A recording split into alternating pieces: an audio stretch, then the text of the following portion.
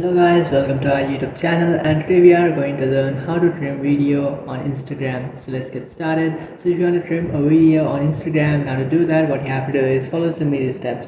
First, what you have to do is just simply open up your Instagram application, and after opening up your Instagram application, just tap on the plus icon which is on the bottom middle of your screen.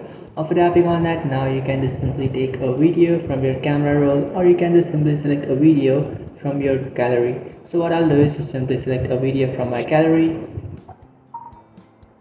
So after selecting a video from your gallery, now if you want to trim it, then what you have to do is just simply select a part of the video from where you want to trim the video from. So for example, I'll just simply select the video and now I want to trim it from here. Then what I'll do is just simply tap on split, which is on the bottom of our screen, and after tapping on split, now the part has been splitted. Now you just have to select the other part that you want to split, and then again tap on the split option which is on the bottom, and after tapping on that, just simply select the middle part that you have splitted, and then tap on the delete icon which is on the bottom right, and after doing that, just simply tap on discard. And after tapping on discard, here you can see guys, the video has been trimmed.